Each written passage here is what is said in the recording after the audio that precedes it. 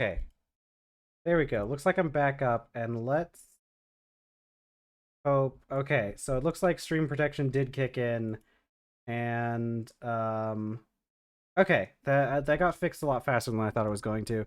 I had I don't know exactly what happens. I think it might have something to do with me being on Linux. Um, I sometimes. Ooh, okay. I think that one did actually. Okay, I did go down long enough that this is gonna. Dang it! This is gonna be split up into two parts again, isn't it? It's been a while since we've had a point 0.5 video on the YouTube. It'll make up for that one that one day I missed. Yeah, so I think it has something to do with me being on Linux, but sometimes my OBS loses the authentication for my stream. I'm not 100% sure what happens because uh, typically when I all I have to do is shut down OBS and restart it, and it's able to re-authenticate. But this time it took several times, and I was about to have to redo the authentication in OBS, but it came back up before I had to do that. So luckily we didn't have to. But yeah, it's either it might be that or it might also be my internet. I may have actually just like lost connection for a little bit of time and it wasn't able to authenticate because of that. That's also very possible. But we got it back up, so that's good. But like I was talking about before we went down, um, yeah, it really does. And I really just don't know what it is. It's either a Linux thing or it's something with my internet is just causing it. Because it's crazy because when I have done streaming before on another account, uh like years ago, and I remember back then having to like set account keys and everything, the stream key and everything. But nowadays you just sign into Twitch with OBS.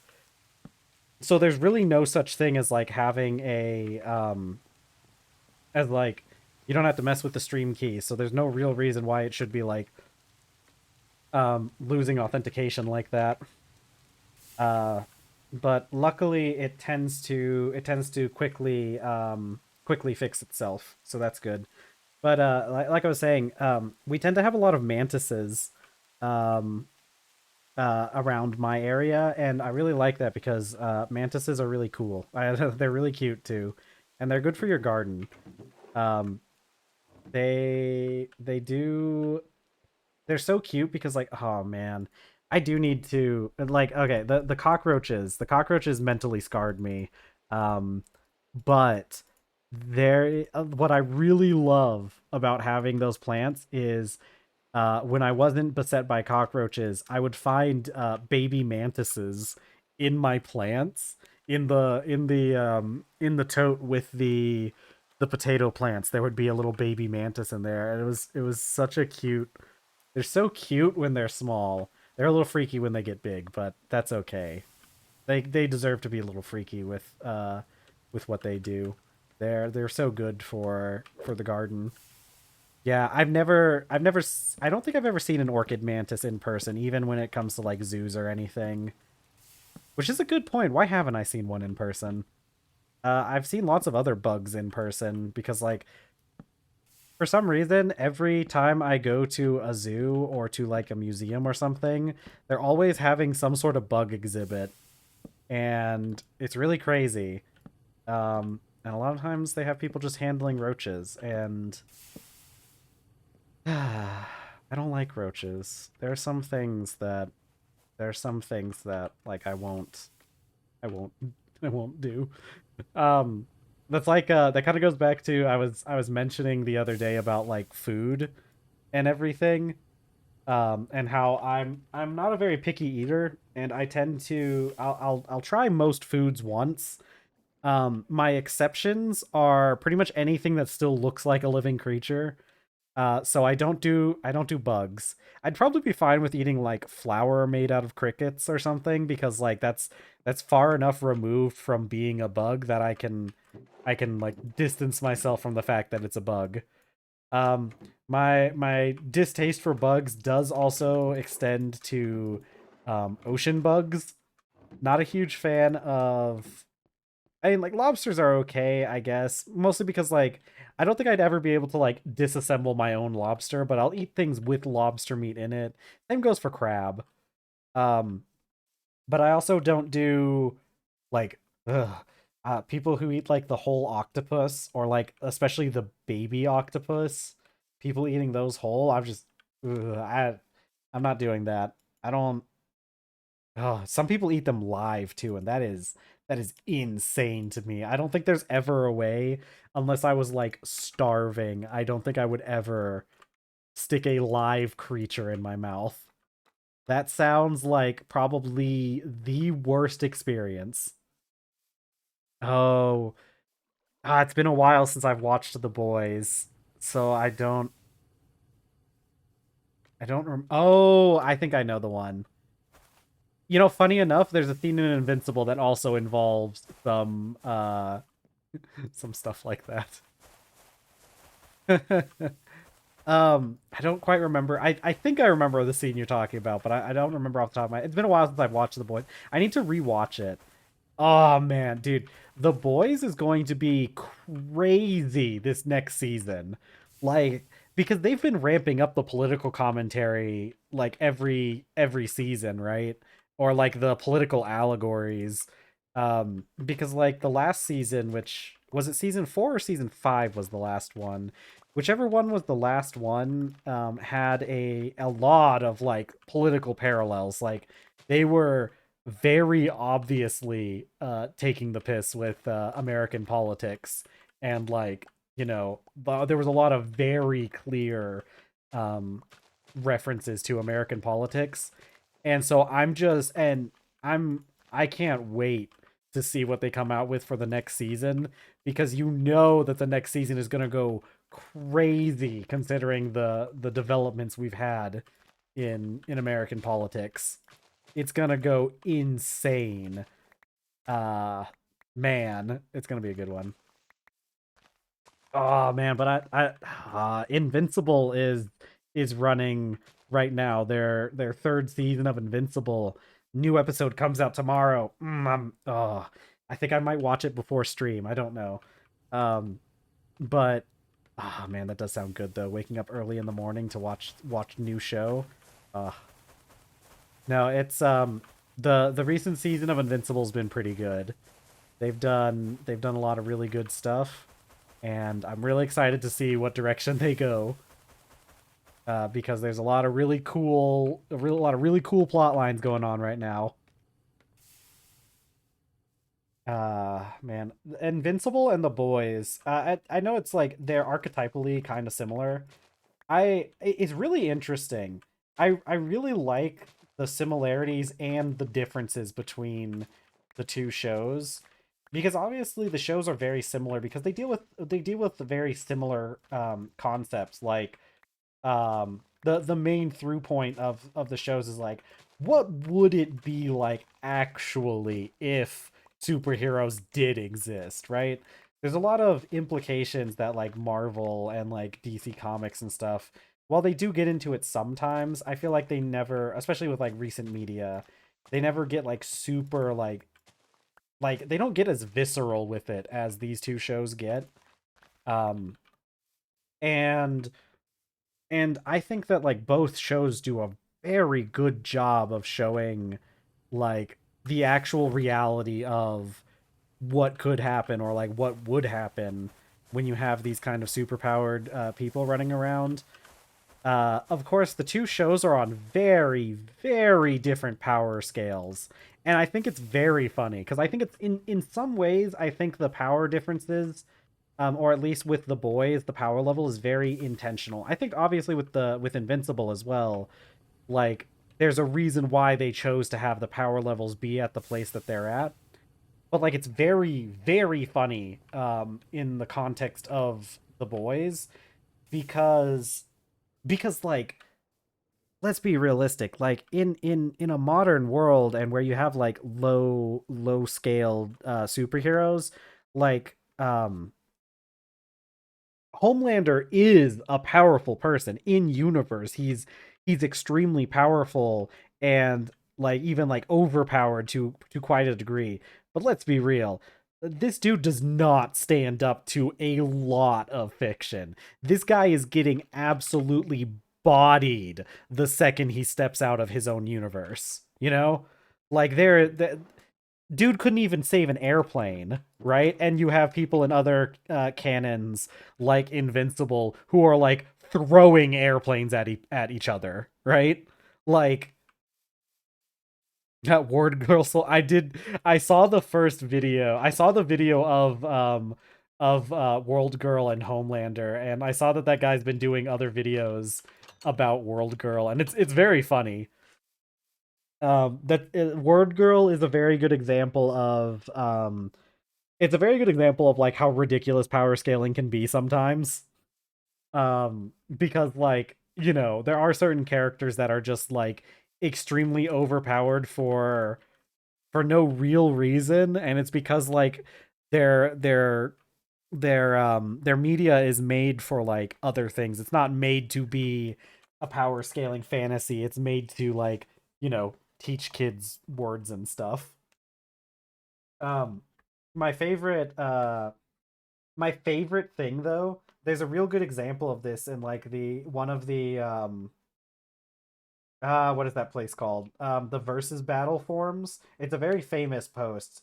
Um but it's really funny when you have these power scalers, and you'll have these guys that come in, and they always try to pit Sailor Moon against their favorite macho man. And it's so funny because Sailor Moon like solos most people. Like legit. Sailor Moon like actually just solos a lot of canon. Like forget like Goku versus Superman. I'm pretty sure Sailor Moon probably could fight like most incarnations of Superman. Um and it's really crazy. Just because of like the way that they're different. They're just the way like Sailor Moon gets absolutely ridiculous as time goes on, because we're always talking about like you have to do the power scale at their most powerful, right? Otherwise, what are you even doing here? You know. Um, but yeah, Sailor Moon solos most people. Okay, I need. Let's see. I'm going to move this. Ooh, I want to move this outside, but okay, I have a plan. We're going to take this, and we're gonna grab this water drum, and oh, but it has to be able to drain downwards, doesn't it? Oh heck, hold on. How am I gonna do this?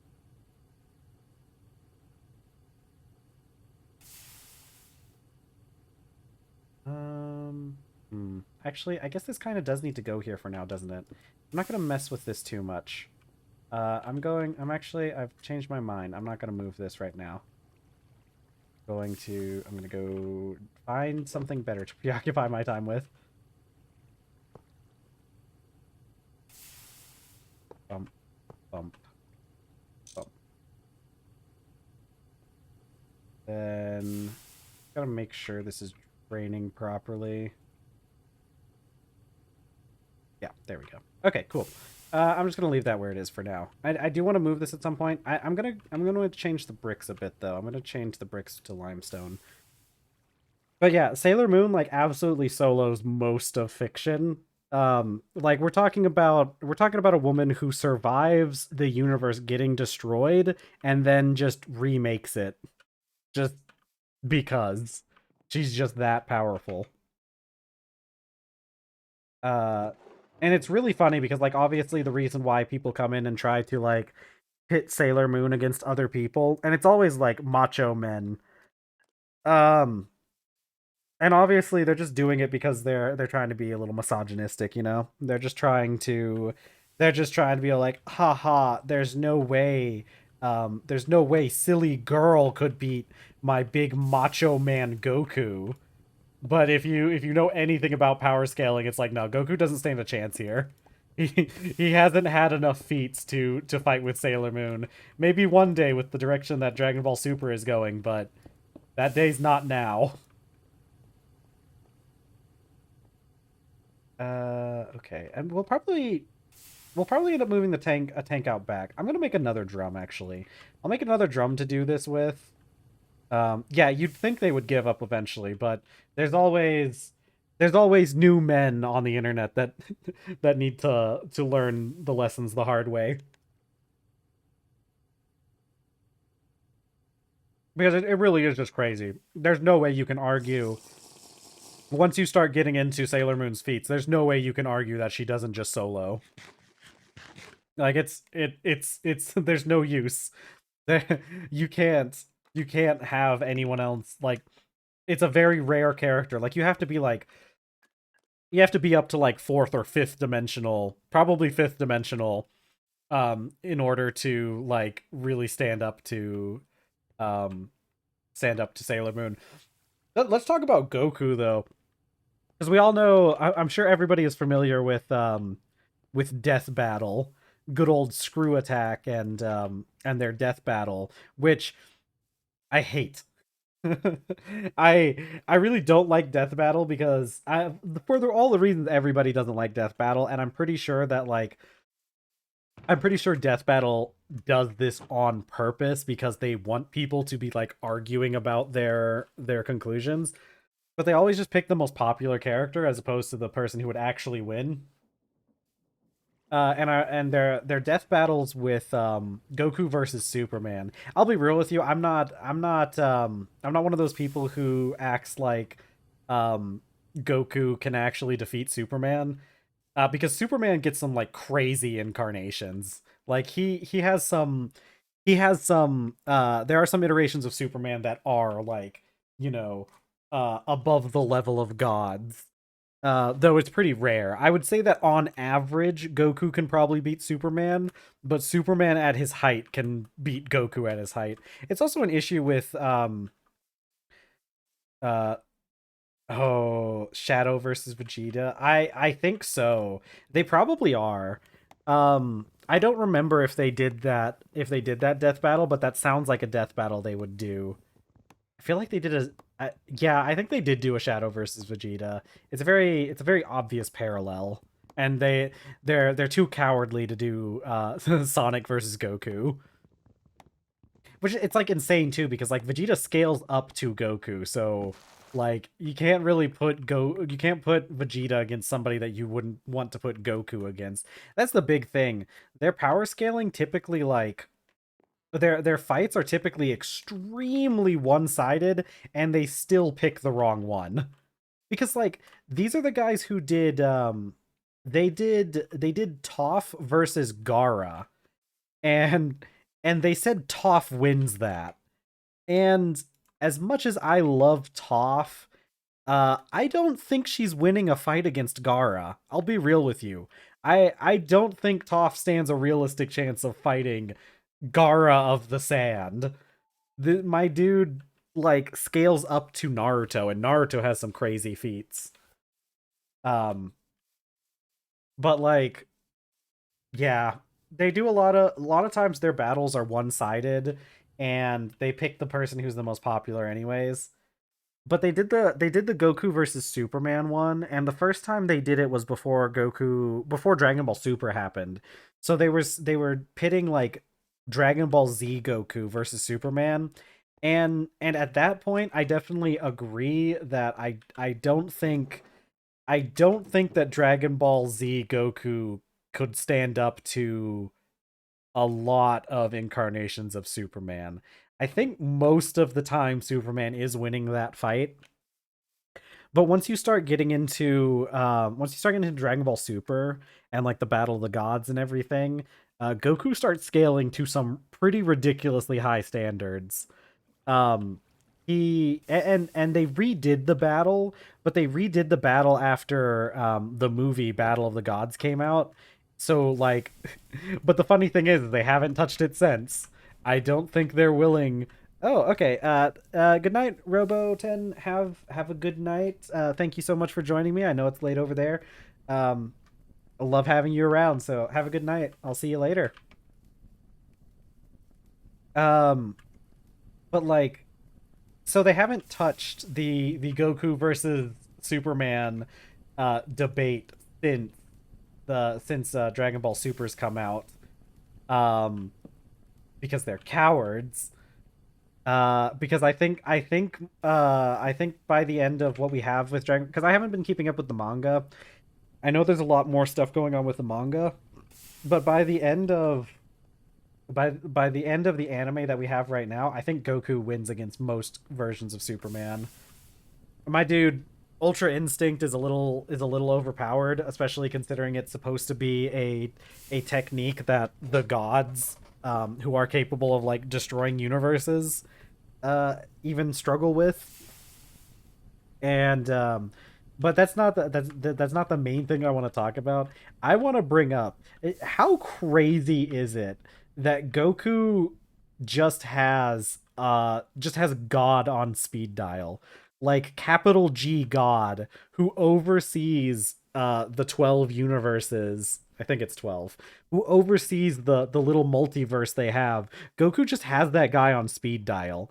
He just has a button that he can press and summon God from the Bible, essentially. And I think that counts for a lot. It definitely counts for a lot when you're doing some power scaling. Um and I don't know, they had some pretty ridiculous plot lines in Dragon Ball Super. It was really cool. My favorite was the yeah, true. Um, I don't know how familiar you are with Dragon Ball Z and or Dragon Ball in general and what happened with how Goku got God on speed dial. But it's pretty ridiculous. They did a lot of ridiculous feats in that series too. Like what else do they have? Oh, my favorite part was the tournament arc. The always have to have, actually I think they had two tournament arcs. Um they have like two tournament arcs in Dragon Ball Super. The um the universe tournament was so good, and you had Frieza running around. How are you guys not adults yet? I feel like these cows feel like they've been babies for a lot longer than they should be. Yeah. All the alpacas are grown up. This one becomes an adult in 17 days. I guess that makes sense. I keep forgetting about these guys. It's a good thing they don't actually need food. Um But anyways, okay. I'll tell you the story of Goku and so he gets God on speed dial. It's the story of him getting God on speed dial is not as interesting as like what he ends up doing with it. Basically, and I don't remember the exacts of this, but like basically he goes and he like meets the god that's in charge of the multiverse, and he just makes friends with them. Like this god is just really into Goku. He's just like, "Wow, you're a funny little guy, aren't you? I like you." And in this it's Grand Zeno is his name. And so he's kind of he's a little bit of like a childish character. He's not in like a naive way, but just in a little bit of a whimsical way. Um Grant. I don't know who that is. Don't know what that reference is. You'll have to explain that one to me. But Grand Zenos, he's a little childish, but not like he's more in like a whimsical kind of way. He's kind of just like bored a lot. Like he's just kind of sits on his throne and just kind of like hangs out and doesn't do much. Oh, Grant Zenos. No, Grand Zenos with a D as in Delta using the military lexical library. Um so so so Grand Zenos, he's kind of just like hanging out, and he's kind of just bored. So he sees Goku as like a bit of a novelty. Like here's a guy who is so naive that he's just like trying to make friends with God. Like most people in this situation wouldn't be so like, oh wow, this guy seems cool. I want to make it would be funny. I want to make friends with God. I'm just going to be his pal. Um so so Xenos he so Xenos likes Goku's antics so much that he's just like, haha, you're a funny man. Here's a button. If you press this button, I'll show up. And it'll be real funny. So he so Goku gets this button that summons God whenever he wants. So he just has God on speed dial. Now, that story is interesting in and of itself. But what's even more interesting is what he ends up doing. So we have one of the best arcs of Dragon Ball Super is the Goku Black arc. Hold on. I'm gonna get me a few more bites of mashed potatoes before I go too into this because this is a long story.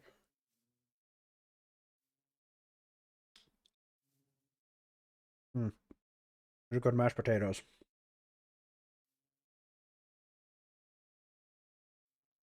Okay, so since you don't know that much about Dragon Ball, I'll start. I guess I have to start this story from the beginning, which is a long time ago. Hey, what's up, Pero? We're talking about Dragon Ball, and I'm just doing today. I've decided to dedicate myself to just building. So next, I'm gonna work on this windmill. Um, I did get I've expanded my steam generation room a bit. Oh, I can show you the we got a tree farm going. I finally figured out how to do that. Listen, Para, I don't know what you're expecting when you come to a stream that says TerrafirmaGreg. There's gonna be some nerds in here. Um, I got this tree farm going. It's gonna take a day or two before they start growing, but this thing should make us trees. Look, I need to take some time in between. This is mostly just because I need a break um, in between doing all the progress stuff. Because the progress stuff, we've gotten to the point where we're almost into low voltage, and the recipe trees I have to do to progress at all, like, is just it's a lot. I need a break in between in the middle of the week to work on aesthetics, or else my brain will turn to goo. Okay, speaking of which, I need slabs. I need more slabs. Um Unbox the terra firma, Greg. Uh I don't know. Who knows? Who knows? Definitely not me. I have no I'm not even sure what anyone's talking about. Okay, but listen, we have to talk about Dragon Ball, okay? This is important. This is important. So, okay. So Dragon Ball Z. There's an arc in Dragon Ball Z that is the Android Saga, right? Okay. So, um uh let's see. Where am I? Okay. So we have the Android Saga. So in this saga, there's some androids that were created by some evil bad guys called the Red Ribbon Army. It was by this guy called Dr. Gero, who Greg Tech players just build a huge box to put all their machines in. Oh, okay. I see what you're talking about now. Um, I don't know. We'll see what happens. Um, we'll see what happens. I'm going to try avoid just putting everything in a box. If you want to see me put things into a box, we'll have to play all the mods because then I just put everything in a box in that game. Um, but uh okay, so Android Saga. So there's these guys called Unboxing Machine Stream. Um no, it's okay. I have you know what I need to play? You know what would be a really good game to play after after we get done with Terra Firma, Greg? Because maybe it wouldn't be a good idea to jump straight into a new a new Minecraft game immediately, and maybe we should have a slightly shorter game this time. I should play Satisfactory on there is an unboxing machine in this. I should play Satisfactory on stream at some point because that is a game where I make some messed up little machines. I make some I my factory is spaghetti in Satisfactory. I can't be bothered to deal with having to organize things in that three-dimensional space. So I have conveyor belts going all over the place in that game. That would be a really fun one to play. That one's I'm a lot more chaotic in that.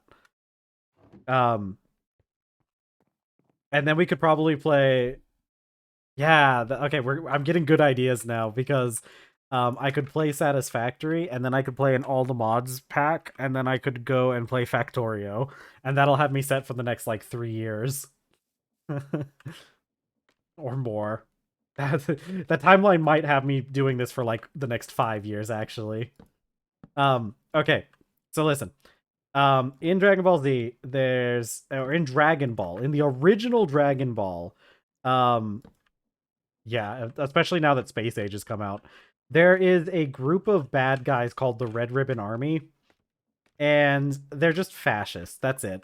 That's all they are. It's just a fascist group. Where did that? Oh, wait, I think I did pick up the slab. They're just like they're really based off of like, Germany circa 1940s. What is it, Paranomastic? Did you realize you have to stream again? Oh, okay. Um, half the time when half the time you come into the stream and then like 10 minutes in, it's like, oh wait. um, so right, they're just based off they were just like fodder for Goku. Okay, good. Good. So you have all the time in the world to spend with me for the next like hour. Oh, okay, stream every other day. I haven't bothered like keeping up with the pattern of when you leave. um so the Red Ribbon Army was just kind of like in Dragon Ball, because you got to remember that like the original Dragon Ball didn't have very high power levels. Like Goku was just a kid who like I think this and I was I say that the original Dragon Ball didn't have very high power levels, but like Master Roshi uh can destroy mountains, which is better than destroying multiple planets that they get up to later on in the series. Kid Goku was very cute. And the Journey to the West allegories are even stronger with Kid Goku, of course. Hold on. I need my roofing material, I think. Yeah. Um so so so Kid Goku, he wasn't like super powerful. So he was basically just fighting like normal people, or like he fought a lot of like the Red Ribbon Army had like occasionally they'd have like cyborgs or something, or like people who have been like enhanced. Very very Stroheim from JoJo Part 2 type characters.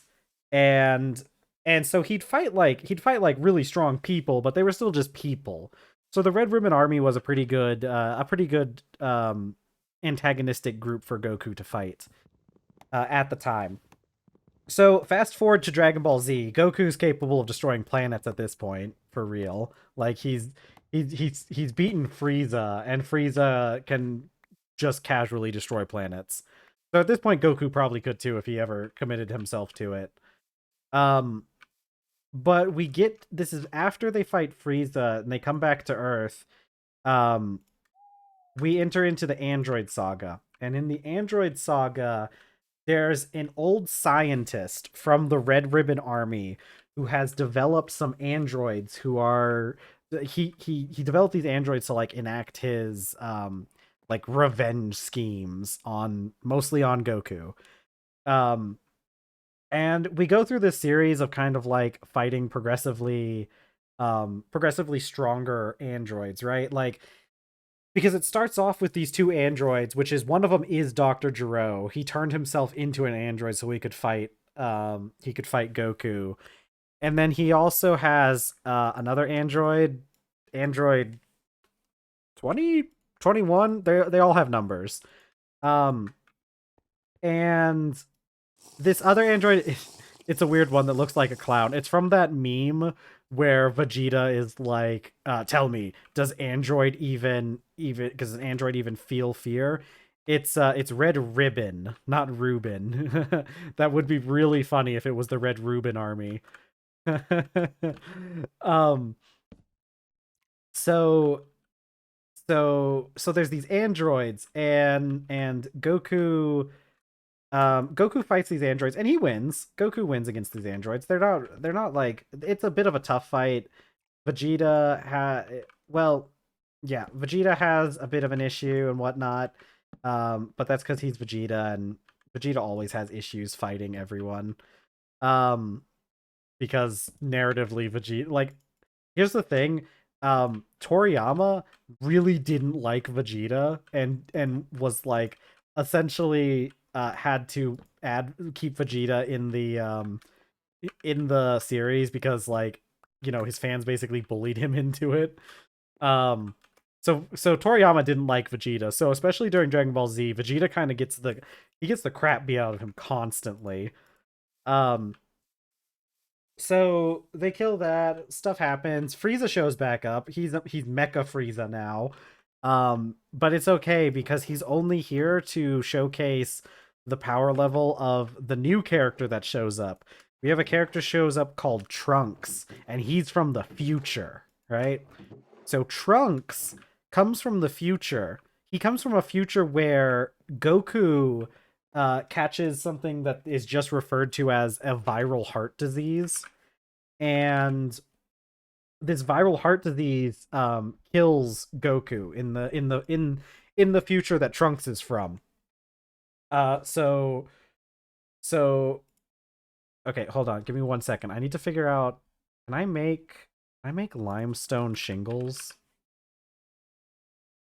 I can make flagstones, but I don't think I can apply these to roofs. Yeah, silver is also a Dragon Ball reference. A lot of Sonic, especially during the mid 2000s, there's a reason why there are so many like fan edits using like Dragon Ball fight scenes or Dragon Ball fighting styles from that time, and it really is because um they do be just, what the heck is an entropy manipulator? Okay. Um, they really did just be kind of like copying Dragon Ball a lot. Which is funny because if you know some of the canon, like the fanon, some of the fanon ideas about Silver, this will make even more sense as I continue telling this story. So Trunks comes back from the future. Goku, in this timeline, has died from a viral heart disease, and the androids made by Dr. Gero take over the world. Uh, humanity is like on the brink of extinction. They're like hiding in they're hiding out in uh what do you call it? They're like hiding in like underground groups, and like the androids are going around trying to kill everyone and all this stuff. So Trunks comes back in time to try and deliver medicine to Goku to prevent his to prevent Goku's death and prevent the future where the androids take over. We also find out during this that like the androids that took over the future aren't the same androids that Goku and friends just fought. There are actually secret androids that are hidden away in another bunker, like under a mountain, that get released shortly after Jiro's death in like the main timeline. And that's how, and so there's still a threat. And then the funny part is they do this twice because there's actually secret androids that, look at these little were those two foxes? Oh, there he is. There he goes. Right there, little buddy. Silver coming from a future where a metal zombie virus had wiped out Mobius. Yeah, that sounds about right. I never kept up a huge amount. Silver is also Pero, since you don't seem to know who he is. He's from the Sonic '06 game as well, which is why a lot of people who aren't like a lot of people who are only casual fans of Sonic or only casually know of Sonic probably don't know much about Silver because he was from '06. So if you've only been interested in the games, yeah, he's not from those. Okay, hold on. I need to can I smooth hardened limestone, or does it has to be raw? Or is it Oh wait, no, it's hammer in offhand, chisel in main hand. Oh no, that always sucks. Mathematical errors are a travesty that continues to take lives to this day. Um, so where did I get these? Oh yeah, I need to make these flagstone. I don't think I can apply flagstone to roofs, but I'm gonna try it. Um, so okay, let's see. So derp, derp, derp. Put this stuff up, put this stuff up. Only did one full thing of steel, and you need to do at least two more. Yeah. I always hate when that happens. Because half the time by the time you figure out that you didn't make enough, you've already cooled down the blast furnace. Oh yeah. So okay. So Dr. Giroux, androids. They do this a second time where there's actually another android that is in an even deeper lab underneath the first lab, that even Trunks doesn't know about, that shows up later on in this series. Um but the thing that we don't really need to know much about what happens during the Cell Saga, except for this. So, okay, first of all, I guess I can reveal this. So Trunks is we find out that Trunks is Vegeta's child, from the future. So Vegeta and Bulma have a child, and or they have a couple, and Trunks is one of their children. And he shows up from the future to stop, and that's how Trunks gets back to the past, because like Samurai Jack, because Bulma is his mother, and she managed to still be alive because she like went underground when the androids were attacking, and all that. Uh, yep. Yeah. Keeping the blast furnace fueled is quite a job. It's a constant struggle.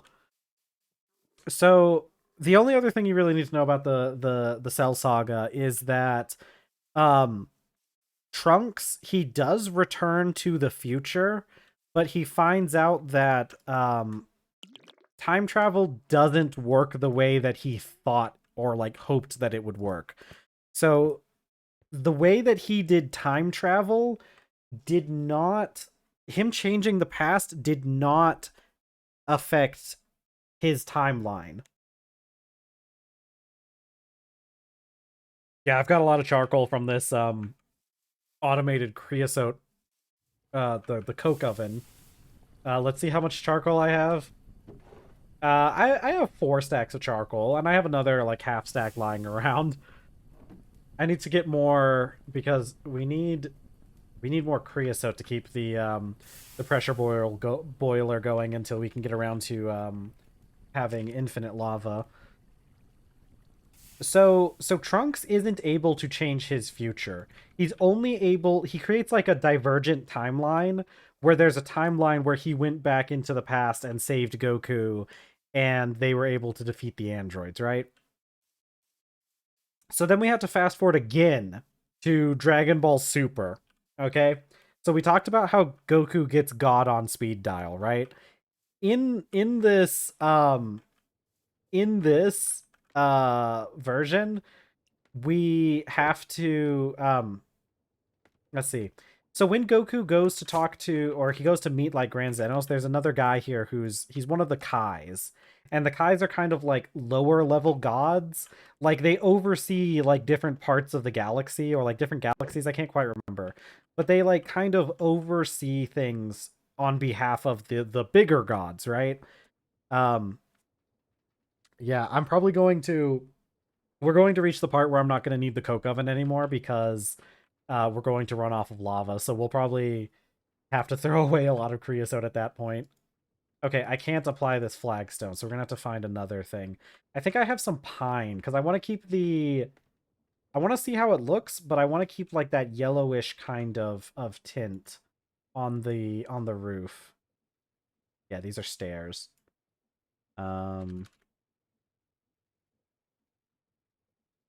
I think if I do pine shingles, it will work.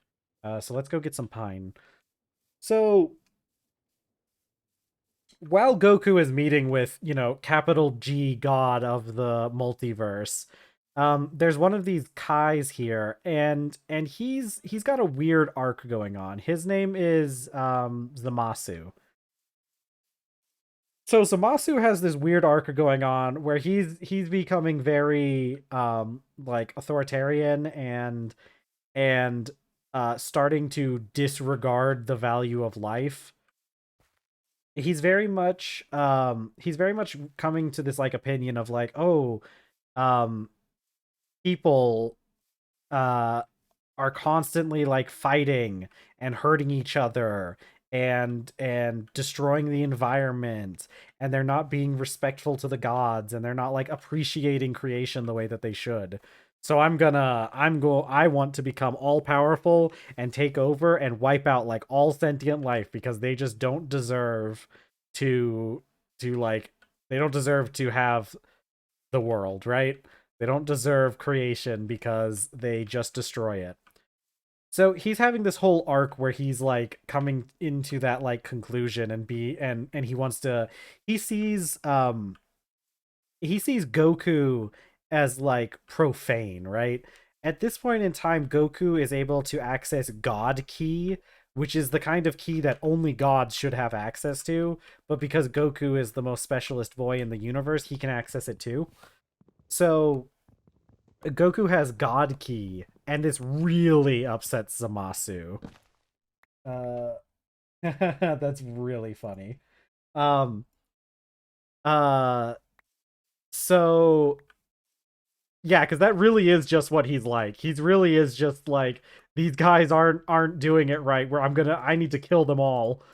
Um, so so they're having like, and like I said, like Goku's being, he's very profane, using the tools of the god when he's just a lowly mortal who shouldn't have access to these powers. So Zamasu's having this whole arc. um and okay, I'll be real with you, I'm not going to be able to tell this story properly because the timeline and stuff in this gets really messed up. That like the timeline stuff gets really confusing. Um, so Zamasu, oh heck. Okay. There's an alternative timeline. There's two Zamasus, right? There's the one that meets Goku. There's another Zamasu that lives in the universe, the timeline where Trunks where Goku died and Trunks went back in time. There's a Zamasu from that timeline, and he one of the Zamasus they have these time rings that allows them to like travel through different timelines without like screwing things up the way Trunks did, because Trunks was using like human technology to travel through time, and humans don't understand enough to do that without like creating new timelines on accident. So he has like these time rings, and he ends up like killing his mentor, and taking the rings from him. And so one of the versions of Zamasu travels to a different timeline, and or oh no, okay, no. I remember what it is.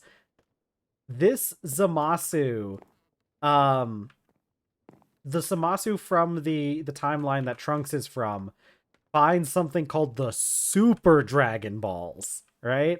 They said the title. Um he finds the Super Dragon Balls, and the Super Dragon Balls are even stronger. Yeah, he kind of is kind of like a Sith.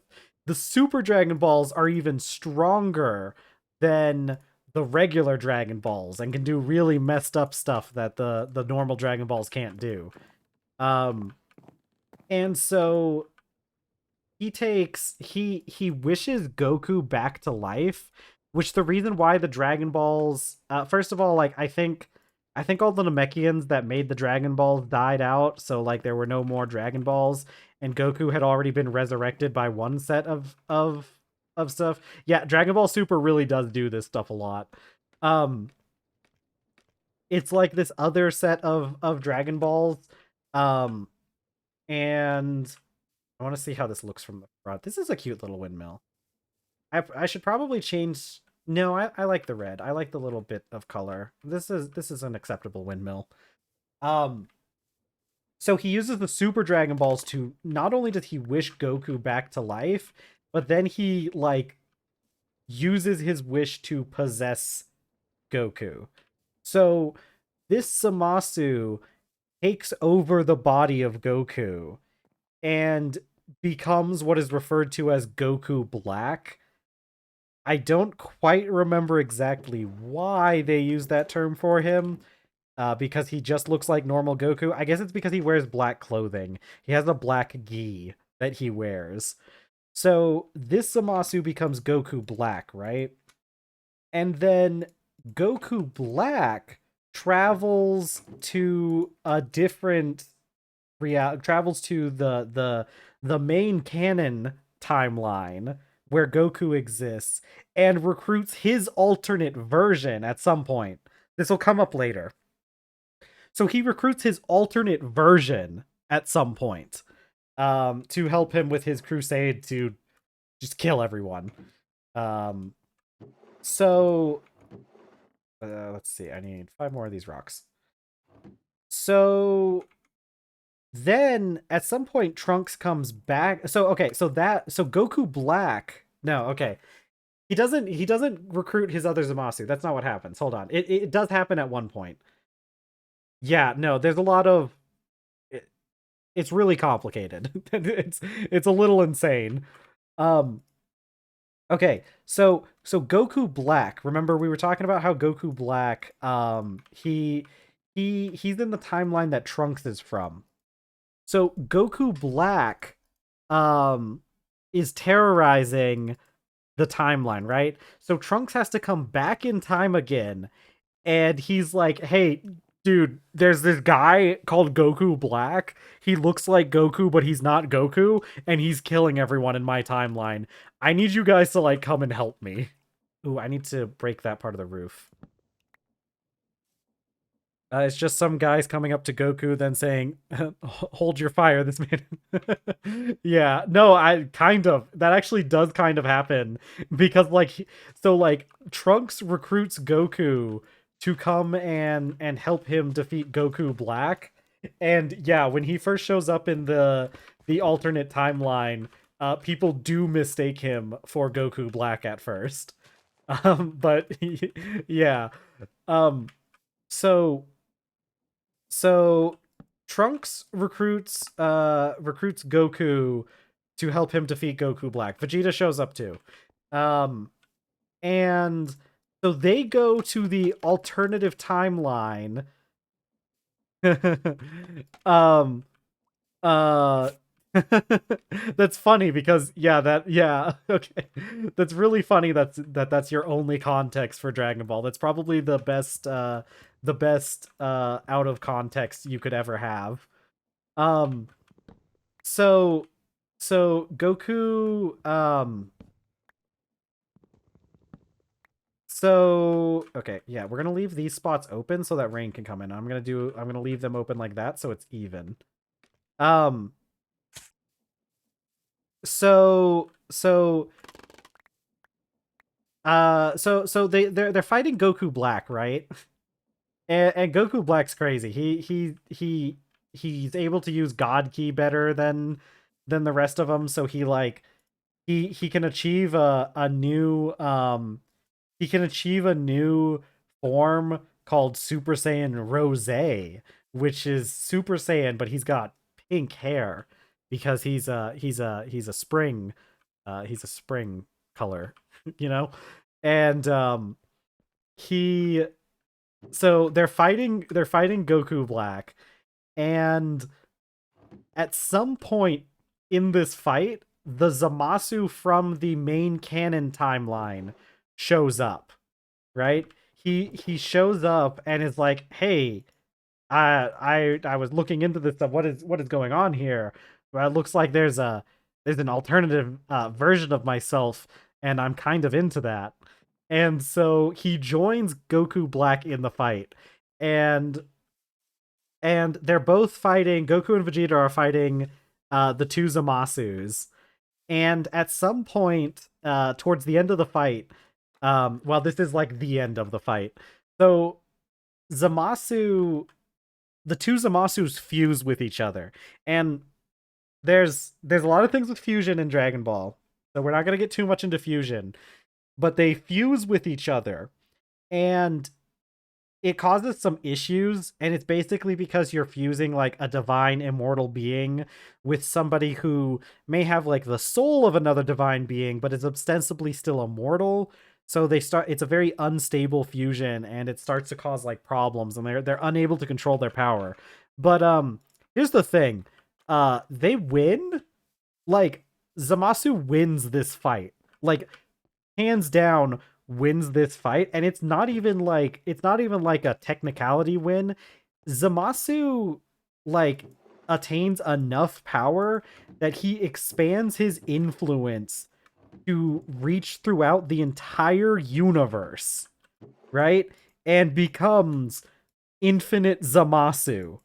He becomes like the godhead for the universe. There, everything gets destroyed, and only Infinite Zamasu still exists. Now, our main characters manage to yeah, I mean, he like literally our main characters manage to avoid getting like destroyed by this because they hop in the time machine, and because the time machine is able to like kind of tunnel around reality, um they're able to um I don't think so. I think maybe, who knows. We don't get a whole lot of time with this because like, so they use the time machine to kind of bypass the fact that this guy now controls the entire universe, because they're kind of existing in like a liminal space between timelines. And this is when Goku presses his button that calls God. And the funny thing is, this button, the god from the main timeline is the one who gave Goku the button to call God, but it doesn't like necessarily work across timelines. Yeah, you missed the part where we talked about Goku having a button to call God. Goku has a button that calls the god that is in charge of the multiverse, because God thinks Goku is a funny little guy, and gave him a button to call him. Yeah, no, legit. Like, he legitimately does just have God on speed dial. Like, this is an actual canon thing that Goku has. And this is the God who creates the multiverse, right? So this is big G God that Goku just has in his back pocket whenever he wants. It causes problems later. Um so Goku Goku presses his button that calls God, but because this doesn't necessarily work across like timelines, he doesn't call the god that gave him the button. He calls the god from the alternate timeline, which is technically the true timeline, but it doesn't matter. He calls God from the timeline that they're currently in, and God shows up and he's just like, "What the heck? Who the heck are you? I've never even met you." And Goku's just like, "Hey, sorry, no time to explain. You, but from a different timeline, gave me this button, and I could really use your help here. Can you do something about this whole infinite Zamasu thing. And, and so this god is just like, okay, I'm gonna destroy this entire timeline. Okay, yeah, exactly. Yeah, exactly. But God, he just goes along with it, and he's like, okay, I'm just gonna destroy this whole timeline because this is a little bit out of control. So we're gonna wipe everything off of. We're just gonna destroy all of this. And so that's technically that's kind of how they defeat Zamasu. Like they just call God and ask him to use his God powers to get rid of this guy. Um, but this isn't even the funniest part. The funny part is, God comes with them, so they use the time machine to travel. Ooh, my lanterns are running out. I need to refill them with oil. So the timeline, they use the machine to get back to their timeline, right? Everybody else is dead, by the way. Like it's like, yeah, they literally, it's a literal Deus Ex Machina that happens, and so they go back to their timeline, and um, I need to make more. I need to make more olive oil. What was it? I make olive oil again? Hold on 1 second while I remember how to make olive oil. 20, no, 50 olive paste with a barrel of water. So they go back to their timeline, but the god from the timeline that they just like got to help them, to like, Deus Ex Machina them and save them, uh that god comes with them. So because of Goku's uh to make one oil, I don't know. We could probably calculate it because I could probably figure out how much it takes to make a single millibucket, and that might satisfy that question. Um, so, but like that god comes back with them. Like that god from the alternate timeline comes to the main timeline.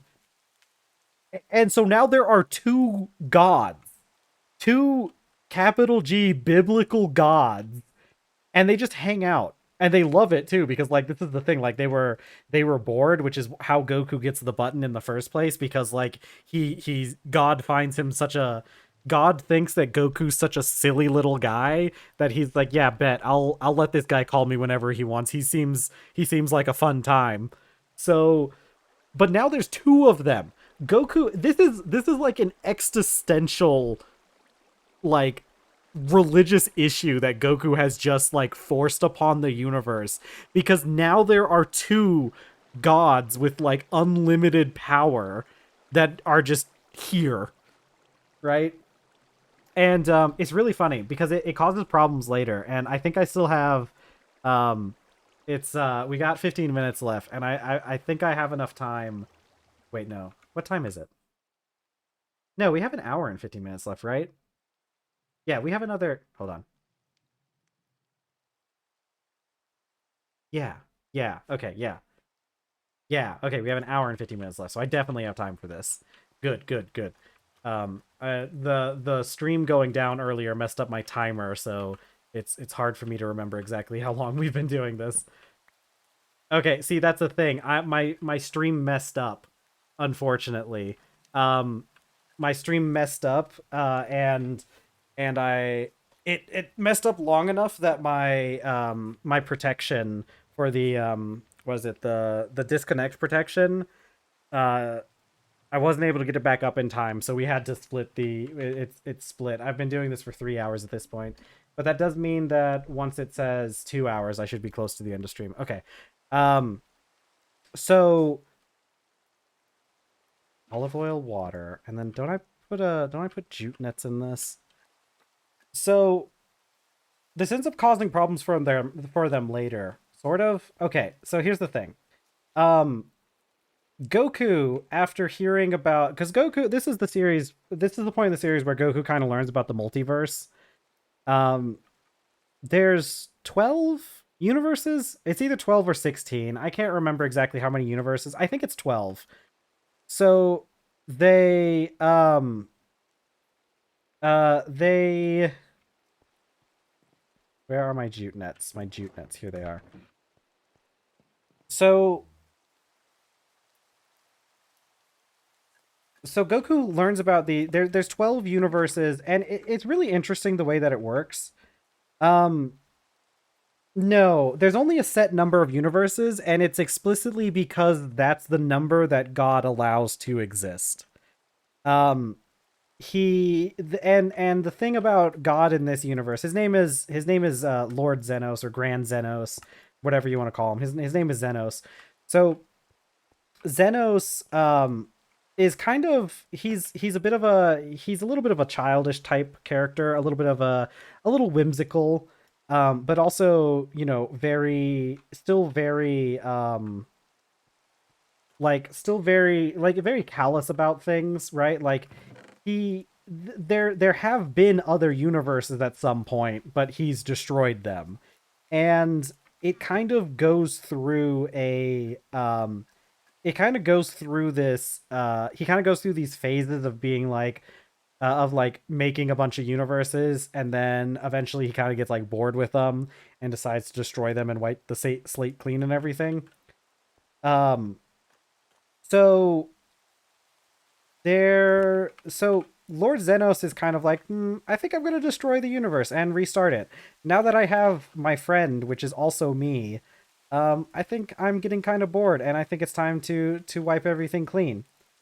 And so some of the other people, that live in those universes hear about this, and it's because and so Goku, my man, he learns about multiple universes and is like, wow, there are multiple universes? I bet there are people I can fight in those universes. So he he ends up making like this suggestion. He's like, hey, Lord Xenos, you know what'd be super, super, super fun if we had a tournament between all of the people, all of the universes, right? And Lord Xenos is like, wow, that's a really cool idea. I bet that really would be fun. It's been a while since I've had a good tournament arc. um, so the Xenos is Zenai or whatever they are. Um, they put on this tournament. So we have like a preliminary tournament at first. Um, they have some representatives from like I think four different universes show up, and and they have a little exhibition match, kind of like just for fun. They're just having a little bit of fun before the real tournament, because they're still in the process of setting up the real tournament. You got to give the mortals time to gather up their strongest fighters to fight in the tournament, right? So um so they're waiting for they're doing this little exhibition match, and this is when the Xenos, because like at this point I kind of jumped the gun a little bit, because at this point the Xenos haven't like explained that this is a fight for the universe's survival. They've just said, oh, we're gonna have a cool tournament. And they kind of reveal at this tournament, like, yeah, we're gonna destroy all of the universes, we're gonna destroy the multiverse because it's getting boring. And so whoever wins this tournament gets to not be destroyed. And rightfully so, everybody's kind of like, hey, I don't like this. Can we maybe not destroy all of the universes, right? So they're fighting, and it kind of gets to a head at one point where and I don't have a better way to explain this, but Goku is fighting the furry universe, and the leader of the furry universe uh says to the gods, he's like, hey, this is stupid. uh you shouldn't just wipe us all out because we can't win a tournament. Like, yeah, okay, listen, okay, listen, the universes are kind of themed. One of the universes is a furry universe. Yes, one of the universes is a furry universe, and there's no other way to explain it other than this is the furry universe. He fights a wolf man. Okay. Um, there's also a magical girl universe. It's so funny. There's also a magical girl universe where the uh there's a magical girl universe where you have the magical girls that look like your normal anime girl characters, right? Yeah, okay, listen, it's even funnier. The magical girl universe, instead of having like, your normal teenage girl or whatever turns into magical girl form, you have characters, they look like the normal, like the magical girls from like animes and your normal like teenage girls, and then they turn into like they don't turn into like your standard magical girls. Their magical girl forms are much more like inspired. Like one of them turns into like kind of like a more like a mom character almost. She looks more like an alien, but kind of like a mom type character. And there's one that turns into there's one that turns into a furry as well. There's a lot of furries in this season for some reason. Um so okay. So the leader of the furry universe says if he makes a deal, he makes a bet with the he makes a bet with God and is like, "Listen, if I win this tournament, if I win this match against Goku, who is God's favorite child, right? Um I think Toriyama did write this portion of Dragon Ball. I'll be real with you. Toriyama passed away after the end of the Universe Tournament arc in Dragon Ball. So Toriyama, I'm pretty sure, was the one who wrote this. Um so so so the furry guy makes a bet saying like, if I'm able to defeat Goku, who is obviously God's favorite child for some reason, if I'm able to defeat Goku, then we'll still have the tournament, but nobody gets deleted if they lose, right? This is like super reasonable, right? He's just like, we'll still have the tournament. We just don't want to deal with universal destruction being on the line because that's pretty messed up. And and yeah, that's just messed up. Can we not fight for our survival? Wouldn't it be more fun if we were just having fun, you know? And so Lord Xenos agrees to this. He's like, "Oh, you know what? Ha ha ha. Ha. You would think that Goku would throw the fight." Instead, so Lord Xenos agrees to these terms. He's like, "Okay, yeah, sure. If you're able to beat Goku, then we'll get rid of the rule about universal destruction." Goku does not throw the fight. Goku fights with all his might against this furry man. Because of course, like the Xenos are like, okay, but you have to actually put up a fight. You can't just like you can't throw the fight. But like, come on, are the Xenos really gonna know if he throws the fight like towards the end, right? Like Goku had the opportunity to throw this fight, but he doesn't. He fights with all his might and he wins. He wins the fight against this guy, and then he and then after he wins the fight, he turns to the crowd, all the other representatives from the other universes who are watching the fight. He turns to them and he's like, "Yeah, now I'm gonna defeat all of you in the real tournament." So the other universes think that Goku is a complete psychopath. And it's the funniest part about the Universal Tournament arc is that Goku kind of is the villain of this arc. And this comes up later during the actual fight because there's another universe. Yeah, there's another universe that is really has some really strong fighters, and they have like a freedom fighting force in this universe. They all wear like special outfits, and they're like the galactic peacekeepers who fight villainy, and they always fight wickedness wherever they find it. And these guys hate Goku. These guys absolutely hate Goku. They are fighting Goku as if he is the big bad of this arc, and they're not wrong. Because, yeah, he really did just, like, turn to everybody and say, "Yeah, I'm going to destroy all of you. Everybody you love, gone. I just want to fight." Oh, man. Ugh, okay, I'm gonna work on roads. Uh, Do I have the heart to work on roads for an hour? I think I do. I'm gonna make myself a red steel shovel, and we're gonna go to work on roads. So, so yeah, the universe tournament arc is really funny. So they get in, they have to like, yeah, he really did. We have to do something about him. He's too dumb for his own good at this point. Um, so the universe tournament arc's really fun too. It's one of my favorite arcs in all of Dragon Ball, and it's because of like just the stuff that they end up doing. Like mostly the people that they end up having with them. Um, they so like each universe has to come up with a roster of teammates, like a roster of fighters, and it's going to be a big tournament where everybody it's like it's a battle royale is what happens. Goku did Fortnite before he even showed up in Fortnite.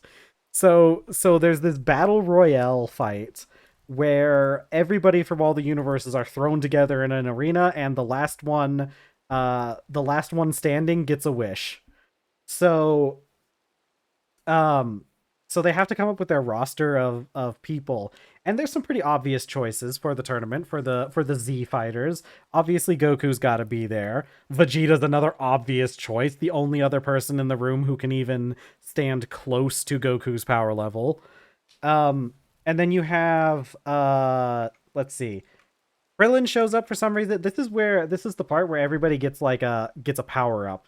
Everybody goes through a brief little training arc and becomes even more powerful than they were before, because you have to do that. Toriyama said everybody's got to get a power up if they want to be close to Goku, and he's right. Realistically, half of this roster shouldn't even be here, but whatever. So Krillin's here. Krillin's here. He's just a normal guy, but he's here. Um, Master Roshi is here too. Also ostensibly a new guy, but he got over his porn addiction, so that somehow made him stronger. And I don't think it ever gets explained. Also, Master Roshi has magic now. Um, and then let's see. Android 18 and 17 joined the tournament. So yeah, don't just yeah, Master Roshi's arc where he got more powerful was him getting over his porn addiction. Uh, don't don't worry about it. It made him stronger. The magic probably helps too. So so so he's he's on that semen retention grind set. Um so Android 17 and Android 18 are here.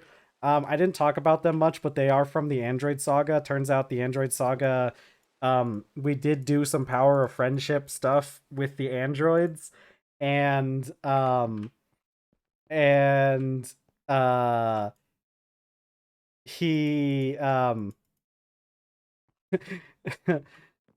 so like the androids didn't two of the androids didn't die. They just turned a new leaf, or they kind of just like said, okay, well, I'm not into this whole I'm not into fighting Goku enough to get killed about it. So um I I hope you guys actually know about that reference. It was because that sound what I said there sounds sounds really ridiculous if you don't know about that. There's there's a group of incels that extol the virtues of not not nutting, because they say that if you don't, you get like superpowers. This is an actual thing. There are people who like actually believe it does things like elevate your cognitive functions and make you healthier to not get off. This is a real thing. This is the real world thing. Um oh, yes. Yes, that's a real thing. That's a real thing that people actually believed. I don't think it's very popular anymore, but that was the thing that people believed for a bit. One Punch Man and Death Note, that's okay. Those are all the animes you need, honestly. Listen, okay, guys, we can't keep getting distracted. Actually, we have an hour. We can get distracted. Oh no, this was a thing. This was like those like those people that got like real into like the weird like looks maxing stuff and like mogging and all that. The semen retention thing is like an extreme and kind of a precursor to that. Like there were actually people that said this. You can find videos of this online of people saying this, and you can find videos of people like making fun of it as well. But like there are these people. Okay, mogging is just like it's a thing that like these young like incel men do, where it's like a thing you do with your face. It's like mewing. Maybe it's mewing. I think it is also mogging is another one. Basically, it doesn't matter what these terms actually reference. It just means like some sort of exercise that you do that is supposed to make you look like literally like you have a Chad filter on, I guess. Like I don't know what happened to the young men recently, but like they're doing some weird stuff where like, because I know what mewing is. I can't remember what mogging is. It also may be an actual meme. That may not be a real thing. I know mewing is a real thing, because mewing is this thing where like you take like the back of your tongue and you like lift it up to where it's like touching the palate on the roof of your mouth, and that's called mewing, and supposedly that's supposed to give you a strong jawline. I don't follow these trends myself either, but I do occasionally indulge in watching people who talk about the trends that are going on, because there are some ridiculous stuff that goes on sometimes. Um it was big on TikTok and other social media when when TikTok was still a thing. Um but like, yeah, they were doing these things to like give themselves stronger jaw lines. And like the precursor to that was this like semen retention idea where like you don't yeah. Uh I never used TikTok myself either. I never got into TikTok, but I really did enjoy reading about what was going on TikTok. It kind of is. And you know what? I'm willing to bet, I don't know for sure, but I'm willing to bet that these came from 4chan, because this does sound like a thing 4chan would do. Because like 4chan, I'm sure you guys know, but 4chan has that tendency to like make things up and like make up memes that they somehow manage to get to become like mainstream. And I would not be surprised in the slightest if I heard that this originated on 4chan and was a joke to start with, because it really does sound like it. But there are actual people who follow this kind of idea, this kind of ideology. Um, Not a huge amount. I'm not gonna lie to you and say like this is a huge problem facing our teens or our young men, but it definitely, there are some of them that engage in this. They are universally belittled, just as, incels are in general. But these are actual ideas that people have put out seriously online. But yeah, they had that whole thing where like if like it was really dumb too, because they had like this whole idea of like the semen retention thing, which I'm sure YouTube is going to love when I upload this video, which is why I'm not really concerned with YouTube as a revenue stream, because I highly doubt I'll ever be able to stay monetized.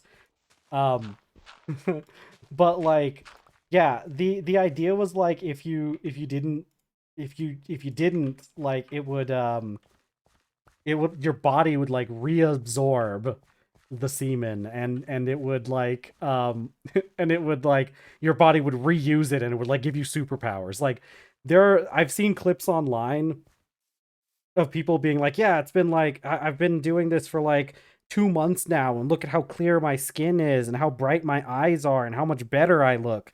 And like, realistically, the only thing that's happening is these people are probably like also just like taking care of themselves more in general. So they're having these results from just like taking care of themselves, but they're attributing it to these weird ideologies that they follow. Um Yeah, anyways, okay, so Goku. so, so you got Master Roshi. Um and you've got you've got Master Roshi. And he so he's on the team. You have Android 17 and 18, which I didn't mention during the Cell Saga. They didn't kill Android 18 and 17. Long story short, but they're not good guys per se, but they're not bad guys. They kind of just decided to go Android 17, they're like brother and sister. Um and Android is also not a very Android's a bit of a misnomer, and this is if you've ever watched or ever heard clips from Team 4 Stars Dragon Ball Z Abridged, they bring this up. Android's a bit of a misnomer. They're more like cyborgs because they were like people who like Jiro like kidnapped and like turned into cyborgs, like replaced all their parts with most of their parts with robotics.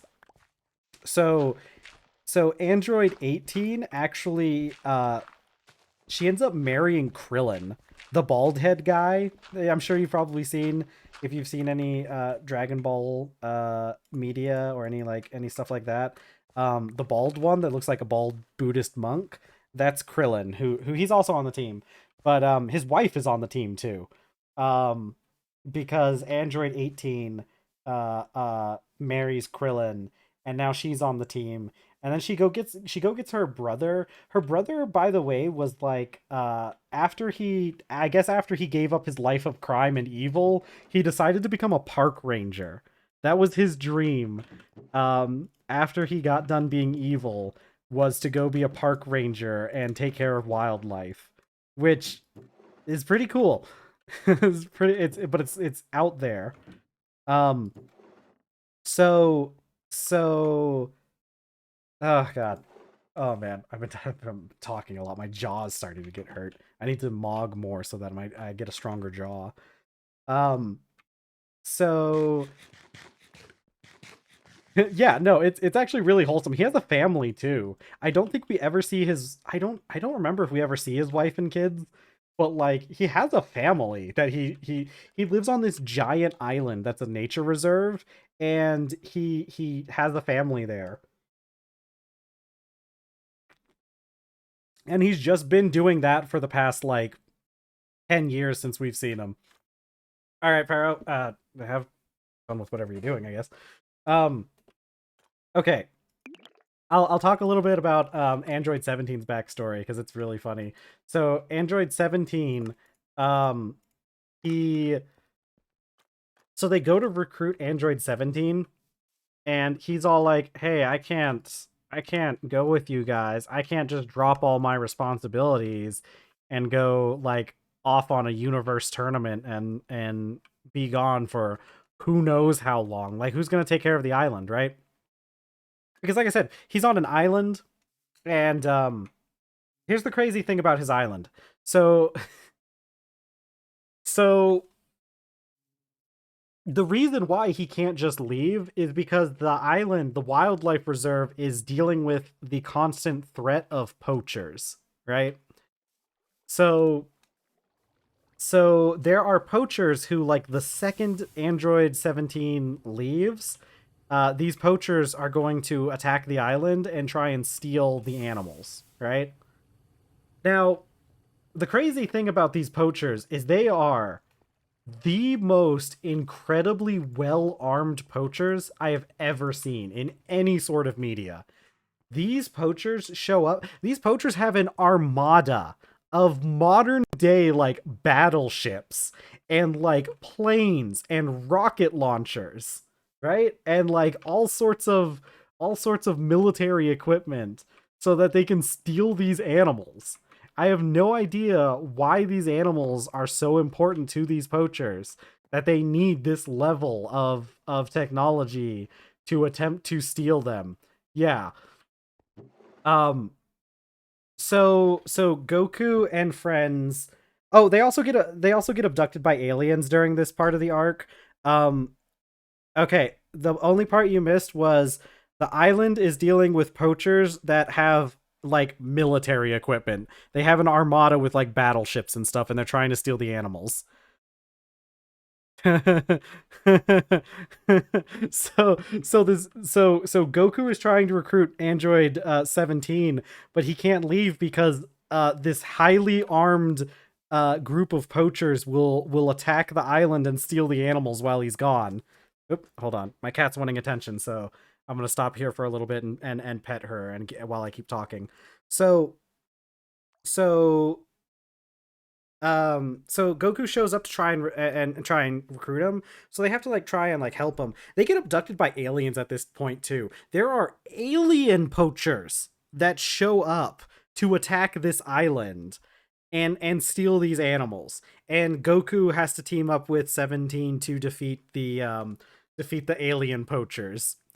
And Goku makes he makes Android 17 a deal. If Android 17 comes and joins the tournament, he'll leave some people behind to watch the island while he's gone. He leaves the children. He leaves the two children, because there's two children in the group at this point. Goku has a son named Goten. He has two sons. Gohan is an adult at this point. Goten is a child. And Vegeta's child, Trunks, who is the same child that came back in time, but this is the this universe version of Trunks, so he's still a child at this point. They leave the two children behind. To be fair, these are the children that can fuse into and these two children can fuse and they can go Super Saiyan 3 and stand toe to toe with Majin Buu. So they're pretty powerful children. Hey, you can't have my mashed potatoes. Just because I haven't eaten them yet doesn't mean you can have them. Get away from them. You're gonna get fur in my mashed potatoes and my soda. No, come over here. Over here, this side of the table. Okay? You're just gonna stand there? Okay. So Goku leaves the children behind to watch the island. It works out pretty well for him because like ostensibly like these poachers, yeah, they have like an army and an armada and military equipment, but they can't really stand up to these two children, so the children are fine. But it is really funny that he left these two children behind to watch the island. So so then um so then so Android 17 is part of the team now. They need one more person. They and at first they're going to get Majin Buu, who was the villain of the arc after the Android and the Cell Saga.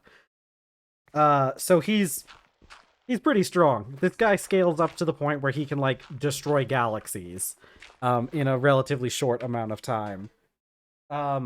So he's really strong, but Boo, like, he falls asleep, and for some reason, and Boo, like, when he falls asleep for like a really long time, like months at a time, and so he's asleep now, and there's no way to wake him up, and so he won't be able to attend the tournament. So they need to find a replacement for him. And hold on, my cat, I think she wants outside. All right, I don't know where she is, so we're gonna wait a little bit on that. So they need to find another person for the Tournament of Power, because Majin Buu is a wash. We can't have him in the tournament. So Goku so Goku decides, hey, what about Frieza? You know, the villain from the first arc of Dragon Ball Z, the guy who killed all of the Saiyans in existence because he feared them.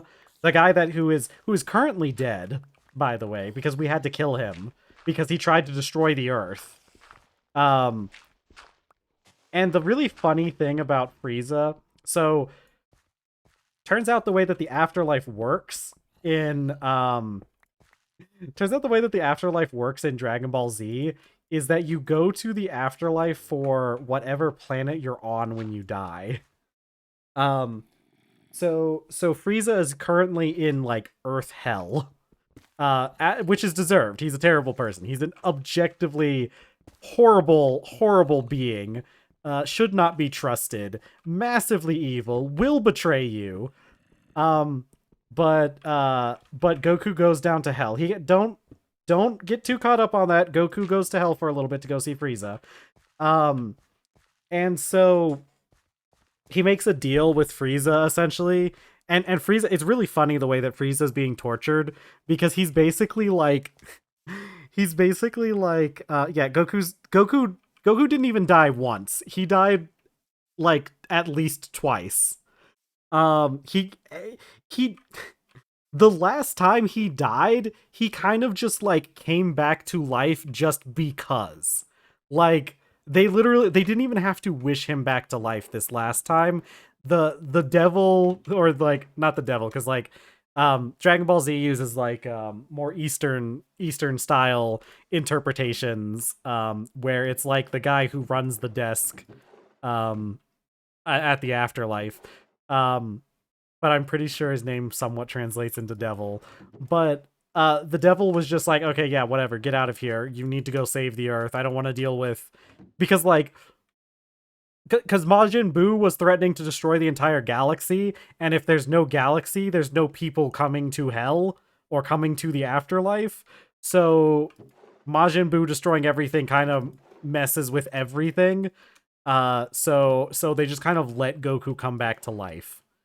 Vegeta too, because Vegeta was also dead at this point. Well, he died during this arc.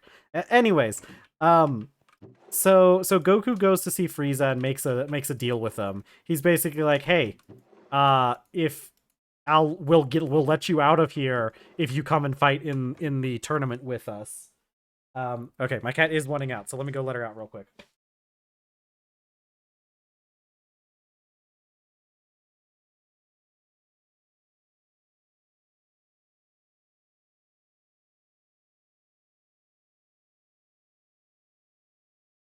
Okay, who killed Vegeta? Vegeta killed Vegeta. So Frieza is I'm gonna have to explain. Okay. Okay. Okay. um I do not know how to put crude oil into a distillation tower. I don't think I ever got to that point. There's probably a port if it works the way that like most uh industrial because that's with immersive engineering, right? If it's immersive engineering, there'll be a port on it somewhere, and I think the blue ports are inputs and the orange ports are outputs, and that's how you can kind of tell the difference between those. Okay, so listen. Um with so during the Boo saga, Vegeta at some point he goes through like an emo phase. He does this a lot. He does this in the Cell saga too. Vegeta goes through this emo phase where he's like, "Ugh, there's no way I'm ever going to be able to defeat Goku." And he kind of like comes to the conclusion because like he really hates how strong Goku is compared to him. He's like, man, Goku, how is he so strong? And he comes to the conclusion that it's my family that's the problem. My family has been holding me back. I've gone soft and I'm weak now. My family is making me a weak little baby man, and that's why I can't fight Goku. And so Vegeta makes a deal with an evil wizard to like quote unquote bring out his more ruthless Saiyan side, that uh so like he basically gets like a magical power boost that just like removes his emotions, which ironically um probably makes him a weaker Saiyan because Saiyans are powered by emotions. It's complicated. But anyways, uh so he becomes like Majin Vegeta, and he ends up getting into a big fight with Goku, and he at the end of the fight, like I can't remember exactly what's happening, but like the evil wizard that gave him his powers like obviously betrays him, and his son is going to die, Trunks is going to die, and Vegeta kind of like in this moment realizes that like, oh no, I've made a mistake. Turns out my family isn't the fault, isn't like the problem. Uh and I actually love my wife and my son. So he sacrifices himself. He like basically overloads himself with so much energy, so much ki, that he explodes and takes out the big bad of the series with him. He takes out Majin Buu with him in a big blaze of glory. And then Majin Buu gets back up and nothing happens. So Vegeta just killed himself for nothing. uh but Vegeta does have one of the single most badass and like memorable lines from all of Dragon Ball in that, because that's where when when Vegeta's about, because like Vegeta like knocks out his son, because his son is like, no dad, I'm not going to leave you. I love you. I don't want you to die. I'll be here with you so I can help you and help and all that. And Vegeta's like, that's cool, kid, and just knocks him out with like a chop to the neck. uh and that's when Vegeta goes to sacrifice himself, and he's like, goodbye Bulma, Trunks, and even you, Kakarot. Kakarot being Goku's Saiyan name before he got his Earth name. Uh, so it's honestly one of the best parts of the entire series. It's so good, but ultimately, Vegeta sacrificed himself for nothing because Majin Buu just got back up, like literally, just like immediately got back up. Vegeta died for no reason. Uh, but it's okay because he comes back pretty soon. Pretty soon. I think Goku has to go to hell again to get Vegeta out this time. Anyways, we're back to Frieza getting tortured. Um, Frieza is getting tortured in hell, and it's really funny because the way that he's getting tortured is he's basically like he's bound in like a cocoon and like hanging from a tree with just his head poking out, right? Um, he's hanging from a cocoon, and the entire time he basically has like these um like little kid cartoon characters, like like some kind of like Dora the Explorer, or like Blue's Clues characters that are just like singing and happy and having fun times below Frieza, while he just sits up there and seethes about not being able to do anything, while these little whimsical characters just have fun next to him. And so Goku goes down there and he's like, hey, Frieza, want out of here? If you help us save the universe, we'll let you free. We'll even let you stay alive afterwards, as long as you don't attack Earth. If you attack Earth again, I'll kill you. And okay, the oh yeah, that'll do it. Immersive engineering, it does be like that a lot, where the ports sometimes can get very confusing. So the crazy thing, and this is why Goku is legitimately a villain in the Tournament of Power arc, because um so Goku's agreement with Frieza is that if Goku lets Frieza if Frieza helps Goku in the Tournament of Power, Goku will not interfere with anything that Frieza does unless he tries to attack Earth. Okay? Right? Goku is not going to interfere with Frieza as long as he stays away from Earth. Here's the thing. Frieza is like is Frieza is a space fascist. Frieza, before Goku stopped him, Frieza had an empire that spanned the better part of the galaxy, right? an oppressive empire where he did things like forcibly conscript people into his army. He blew up planets because he just didn't like the people that lived there. He's an objectively a terrible, terrible person, right? He is like a space emperor, right? And Goku's just saying like, yeah, I don't care what you do to all those other planets, as long as you leave Earth alone. Who cares if you go and enslave the rest of the galaxy? As long as you leave Earth alone, that's fine. So that's fun. Um, but Frieza does agree to help in the Tournament of Power, and he's honestly one of the best parts of the Tournament of Power because he is just so unrepentantly evil. Even during the tournament, he doesn't even do anything most of the time. Half of what he does during the Tournament of Power is just him like finding some guy who isn't relevant to the story at all and just beating them up a bunch while everybody else goes about their business. Like he just spends most of his time being the biggest hater in the galaxy and like watching. It isn't until like the end of the Tournament of Power where Frieza even really does anything. And to be fair, it results in one of the coolest fights in all of Dragon Ball. But he really just doesn't do much for the whole tournament.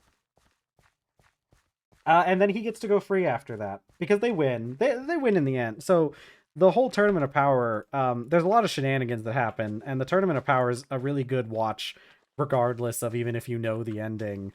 But they obviously they're gonna win. The narrative says that the good guys have to win at the end of the day. And the way that they end up winning, it's not even like Goku or even Frieza who ends up winning, but it's Android 17. The guy that they got to come here who was a park ranger before this. He technically ends up winning, and it's mostly because he's just kind of like out of the way and not like directly engaging in the fight. Um one of my favorite lines in this tournament comes from Android 17 because Android 17 and Android 18 are talking about like tournament strategy and stuff. And Android 17's just like, "Oh, it's okay. You've forgotten, dear sister. We have an advantage that nobody else has because by the way, the androids have infinite energy. I neglected to mention this, but the androids just somehow have infinite energy. Unimportant. Um but Android 17 is just like, dear sister, you've forgotten. We have infinite energy. We'll be able to continue fighting in this tournament long after the meatbags run out of power or run out of energy. And it's a very raw line, and he also has a good point. But yeah, Android 17 ends up winning the tournament by just not directly engaging.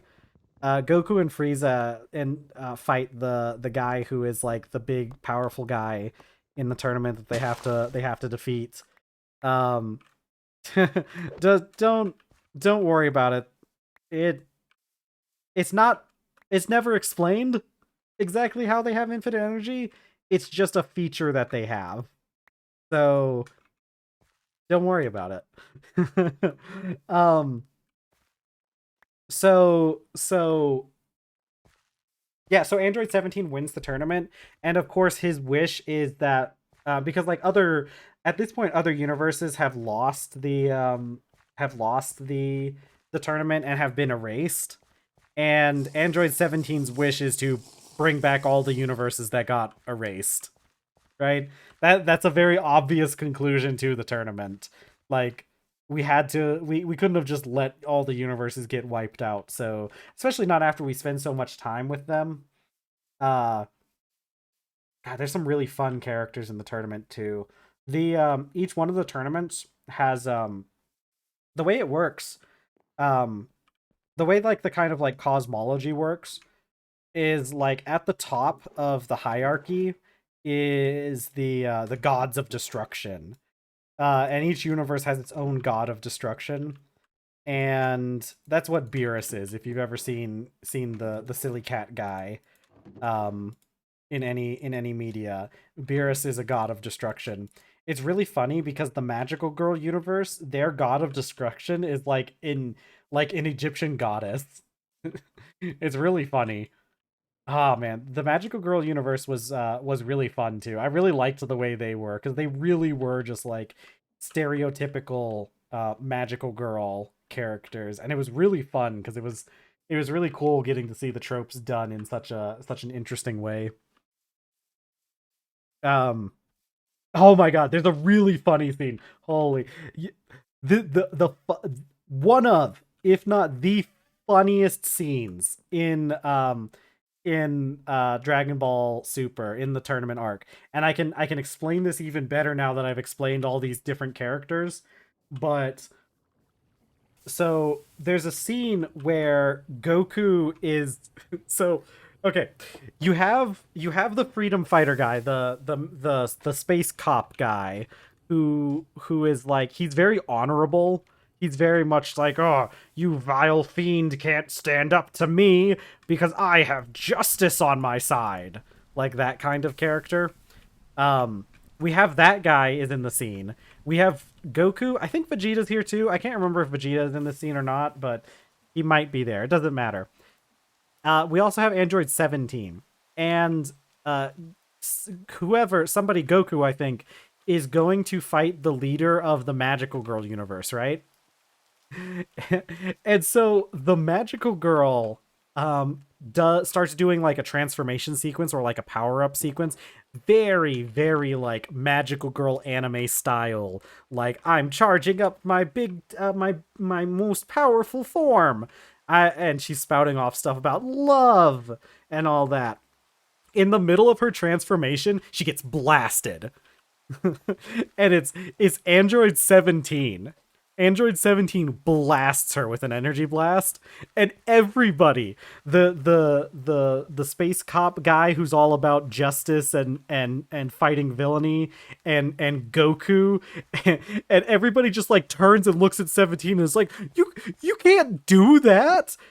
You can't just attack somebody in the middle of them powering up. That's not very honorable, right? Like the one guy's like, that's something only a villain would do, would be attacking somebody when they're charging up their attack like that.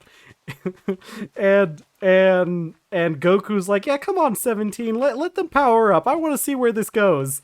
And Android 17's just like, uh, okay, whatever. Guess I'll go somewhere else.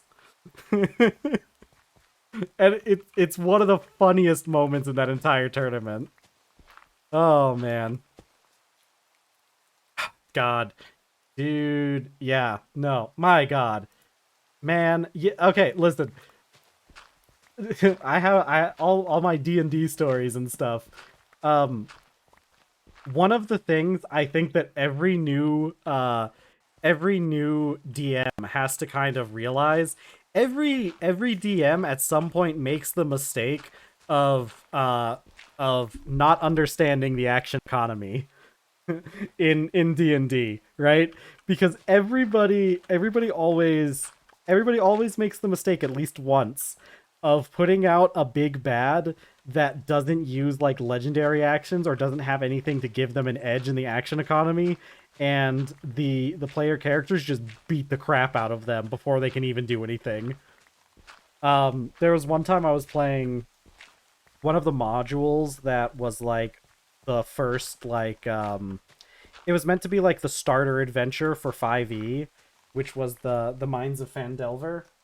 Um, I don't remember who was DMing.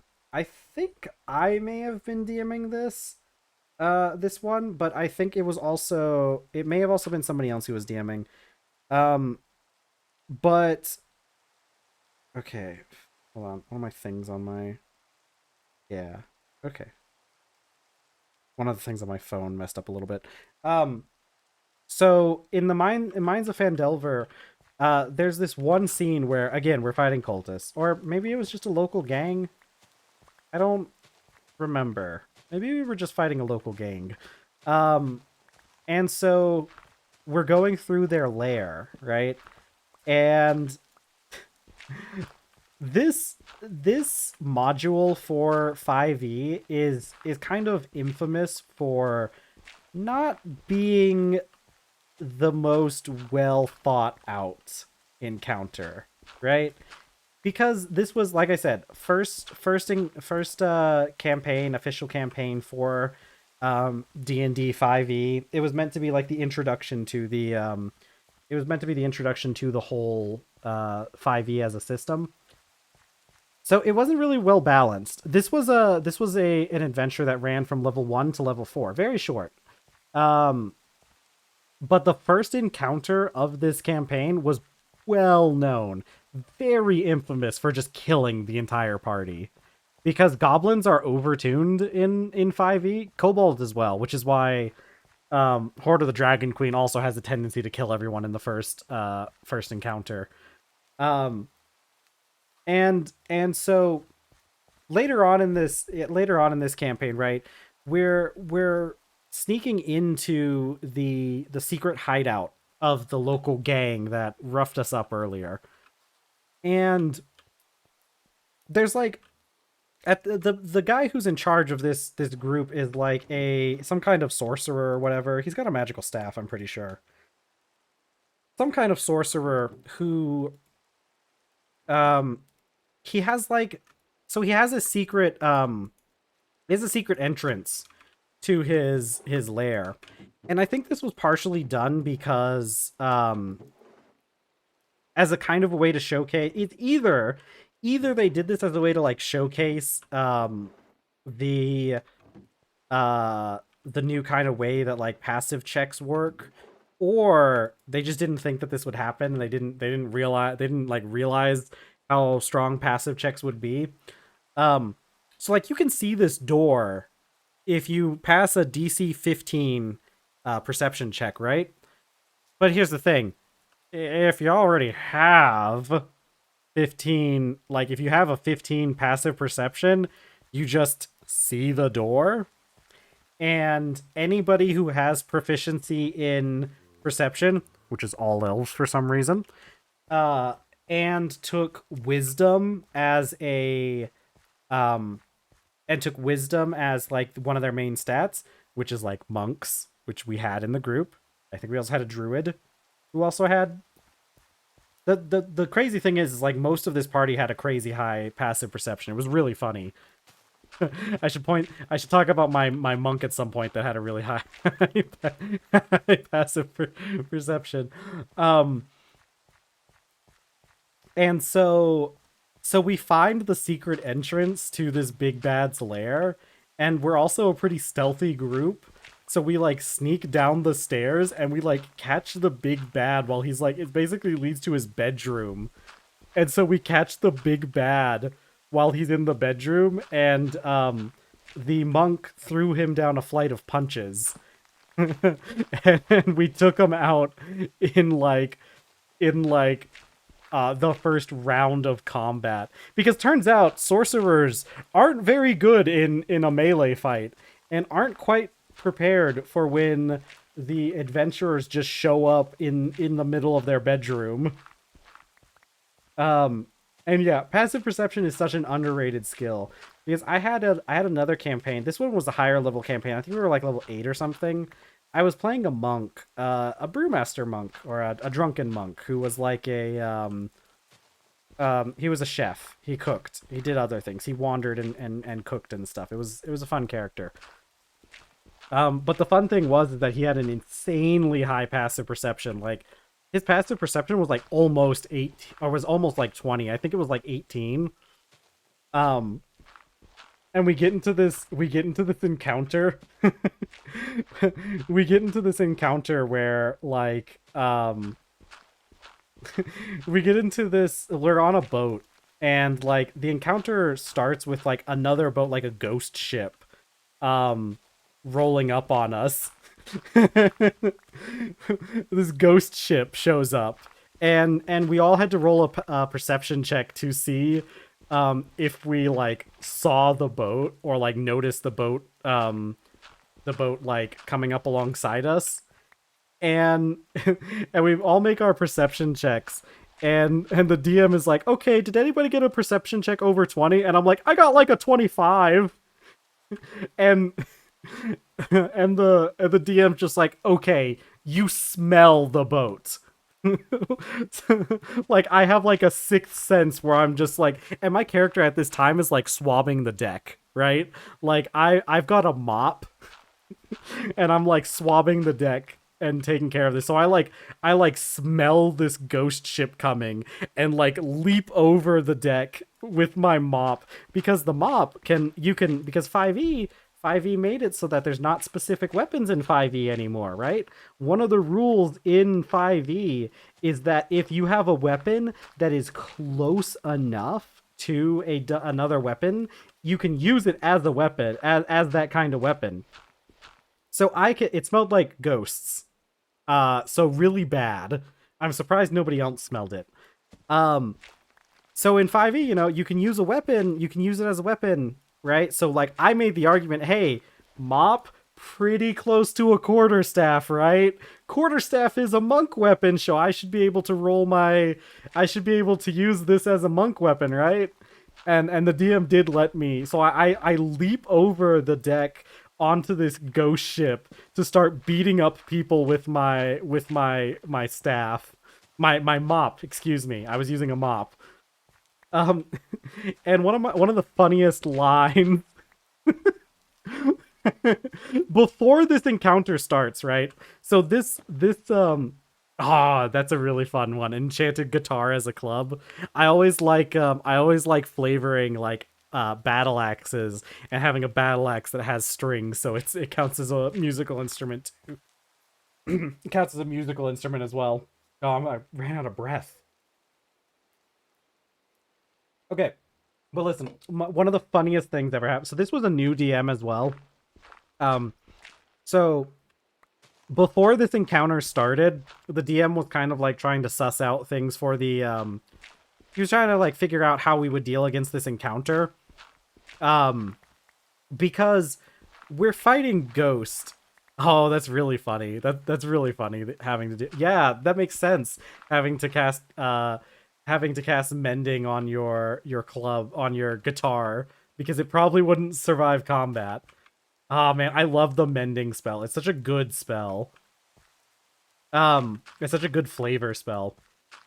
So this was kind of a new DM, so he was kind of like trying to suss out like what our like if we would be able to stand up against this encounter because we're fighting ghosts, right? And um ghosts have resistance to all like normal damage, all non-magical damage. So any physical damage, ghosts have resistance to it. So the DM's trying to figure out like, hey, can you guys even like deal damage to ghosts? He hasn't told us we're fighting ghosts yet, but he's asking us, hey, um, what do you guys have for magical damage? And like, the other members in the party, like we had a bard, and the bard's like, I've got my spells. Um, the bard's like, oh, I've got my spells, and like, I don't remember what half of the other group was playing, but they're like, oh, I've got this and I've got this. The DM looks at me and he's like, oh, you're a monk, so you probably don't have anything to like deal magical damage. And I'm like, no, it's okay. We're past level 5. My fists are magic. Oh, because we monks get that. I think it's level 5. It's either level 5 or level 6 where they get the ability for all their attacks to just deal magic damage. Um, as a default, by default, is really funny. Ah, God, I love monks so much. They're hands down, monk has to be my favorite class. Yeah, I cast fist. Monks are hands down my favorite class in D&D. I think my favorite class to play.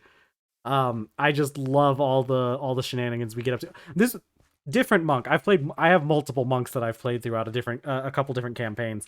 Different monk, but I had one of my I told the story before about this monk. How I had a monk that was a Kinsai monk, and he got up to a lot of stuff.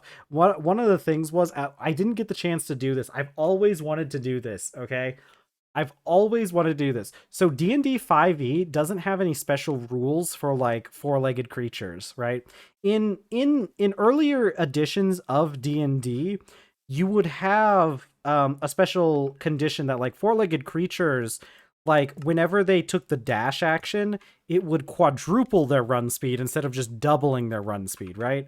So that like horses could be much faster than they would normally, while still having a relatively tame combat speed, right? So 5e doesn't really have that. So horses have a movement speed of 60, right? And I calculated this using my use it if I burn through key points. If you're playing a monk and you burn through key points, um you can run from like from a relatively low level, like I think around like level 5, you can outrun a horse pretty easily, right? Because monks can burn their key points to take the dash action, which they can also use the dash action on the turn that they burn key points, right? So if you take your normal movement speed, and monks are crazy, right? Monks are insane. I always play wood elf monk. I believe in I believe in elf supremacy in 5e just because elves are ridiculously overtuned in 5e. It is insane, but elf, some flavor of elf is always going to be the correct choice for basically any build except for like strength based builds, but like come on. Like why are you doing a strength based build? Dexterity is massively overpowered in 5e. Um so okay, so a wood elf monk, you start the game with a 35-foot movement speed. I don't know what it is in metrics, so don't bother asking. I think D&D works a lot better. D&D was like very obviously created to use feet as a measurement system. Because I've tried looking at it with like metric stuff, and it doesn't compare. It doesn't math out the same way. Um so so So you start off with a 35-foot movement speed, and then around like I think it's like level 4 or something, you get the improvement to unarmored movement. You get like unarmored movement, and your speed goes up by like what is it 10 at first level at the first rank, and then it goes up by another 5 once you get to the next rank. So like once you get up to like rank 2 of unarmored movement, you're moving at a movement speed of 50 feet per round, right? Remember, horses move at 60, right? So you're already almost to the speed of a horse. But here's the thing, horses can only take one dash action per round. So a horse can move its normal movement speed of 60 and then take the dash action to move again at another 60 feet to a total of 120 feet. A monk, let's say we have a monk that is moving at 50 movement speed at this point, right? This is a relatively low level monk. This is like level 6-ish monk, maybe lower. I can't remember when unarmored movement gets its improvement. So relatively low level monk is moving at 50 movement speed. So you use your normal movement action to move 50 feet. Then you take the dash action to move another 50 feet. So now our monk has moved 100 feet this round. Next, you use a key point to take Step of the Wind as a bonus action, which allows you to take the dash action again, which means you now move 150 feet per round as long as you are burning key points, right? So I never got the chance to ever do this in a game. I really want to one day, and man, maybe I'll inspire somebody to do this in a game someday and report back to me about how it works out. Um, yeah, I don't play with I I don't play with I don't play with a lot of the extra races with I probably would be with I don't like the way that the extra races like Tabaxi are balanced in the official rule books. I'd be fine with Tabaxi as long as I get to edit it a little bit. Mostly because some Tabaxi you're not getting a climb speed. I'm sorry. And you're definitely not going to be allowed to play Kenku and get a flight speed at level 1. And if anybody asks, if I'm DMing and anybody asks why your Kenku can't fly, it's because God hates you specifically. Um, so, so, um, Okay, listen. So 150 movement speed. The one thing I've always wanted to do, and I maybe somebody will do this and they can report back to me about how it works. Um I I've always wanted to run a hustle where I trick somebody, like you go up to a person, you have like one of the other party members be like, "Hey man, my friend here, he's really fast. He can run really fast, like really fast. I bet he could outrun that horse of yours there." you know? And of course the NPC's going to be all like, "What? This guy can't outrun a horse." And then I don't have to outrun a horse for long. I just have to outrun it for a short distance. And I've always wanted to do that. I've always wanted to run a hustle where I outrun a horse, and hustle a guy out of his well-earned gold, with my monk abilities to run faster than horse. Oh, but also, okay, so I had a campaign, that same campaign, right? I had a wouldn't it? It'd be so funny. Especially okay, I I'm not a fan of like being of like pulling one over on the DM, because like D&D is a game where everyone should be having fun, and like it's more fun when your DM like is in on everything. But I do think that would be a really funny one to like spring on your DM without explaining to them, because it'd be so funny if the DM didn't realize that you can in fact run faster than a horse. Um but that same campaign, this character got a special whistle that as long as you were blowing into the whistle, you could fly. And I think it allowed me to, I think it allowed me, it changed me, it gave you a flight speed of like 60 feet per round. Which is already great. Now I can move 100 and, now I can move 180 feet per round. And hold on, I've got I wish I had the calculator in Minecraft at this point, because okay, look, um, if you move, okay, listen. 180 feet. 180 feet per round, okay? If we divide that, so a round is 6 seconds. So if we divide 180 by 6, we get 30 feet in a single second, right? And if I do 30 feet per second, 2 miles per hour. Okay, it's 20 miles per hour, which is crazy. The thing is, we were trying to like power game, because like there were other things. We're trying to find a we want to find a way, me and my friends, we want to find a way, and I think we did find a way. I can't remember how we did it, but the goal is to try and get a monk to get over 88 miles per hour so that he can go back in time. And there has to be a way. There has to be a way. I'm sure if we just stack enough speed buffs, like I think if you like apply haste onto the monk, and like and if you like apply haste onto the monk, and there's other things you can do, I know there has to be a way that you can get a monk over 88 miles per hour. It has to be attainable. You might have to like trick the DM into letting you have the movement speed buffs, but like I think we could do it. I think it could work. Maybe if you use enlarge on the monk, because I does enlarge increase their movement speed? I don't remember. It'd have to be a high level monk though, because like a high level monk would be able to get up to some pretty ridiculous levels of speed. Man. Okay. Pretty ridiculous moving 20 miles per hour in the first place. Like that's a pretty high foot speed. What is Usain Bolt? Usain Bolt top speed in miles per hour. Yeah, no, Usain Bolt runs insanely fast too. Usain Bolt, in the 100-meter sprint, was able to reach up to 27.8 miles per hour, which is faster.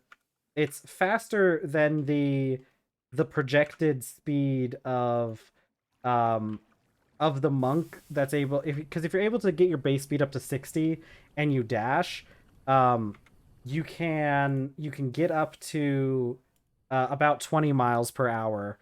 Um, the difference is Usain Bolt only was only able to run for about 10 seconds, or I don't know. I'm sure he probably could have run faster, or he probably could have run longer than that.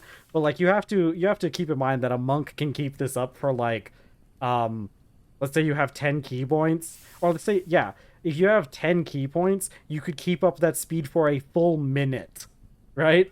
That's insane. Oh, okay. Ooh, let's drop everything off. Oh yeah, look at this. Look at this. We're getting Wait, let's go check our tree farm because it should have cut down some trees while we were gone. Yeah. Oh my god. Whoa. That's a lot of trees. That's a lot of logs. Oh my god. This is perfect. We've achieved. We've reached it. This is to go even further beyond. Yeah, let's put these in the crate. I can do another row. I'm just gonna grab these and put these. Yeah, yeah. And I mean, it hasn't even gotten all of them because I did see. Yeah, there are a couple trees here that are still ready to go grow. Maybe just 2 or 3. Oh my god. Yeah, we'll just I'll take these saplings and place them somewhere else. But I'm just gonna shovel these. This should solve all of our creosote problems. This will solve all of our fuel problems for the foreseeable future. Until, at the very least, until we get to the point where we can replace it with lava. We shouldn't be too far. Let's get. I did eat through most of the food that I made. Let's get. Let's get my inventory cleared up a bit, and then we'll talk a bit about. Oh, I didn't. Hold on. I need to light that lantern. Um, and then we'll talk about what we'll do tomorrow and end the stream. Yeah, honestly with the I wasn't expecting the tree farm to produce as much as it does. I underestimated the tree farm. Yeah, yeah, true, because we do need to eventually change it over to Kapoke for resin, for sticky resin. Once we get the whatever it was we put that in. Okay, hold on. I gotta go empty my inventory because tomorrow we're going to go back on the grind set. We're going to be making progress, yet again. I can probably get rid of this. I can probably put up this bucket too. I don't actually need the bucket anymore now that I have the fancier bucket. Put up the flint. Yeah, flint goes in here. Wood tar. Okay, I'll take your word for it because I haven't gotten that far into what I need to do. Um, unless you rush oil, we'll see. It is. I am American, so it is my birthright to rush oil. So we'll see if we do that or not. Let's see. Okay. Okay. Last thing, I'm gonna put up these bowls, and then we'll be good.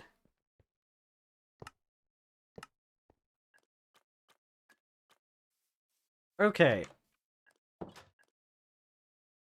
All right. Fun stream. Really fun. Really fun build stream. I'm really glad. Uh, aside from stream going down for a little bit, this was really good.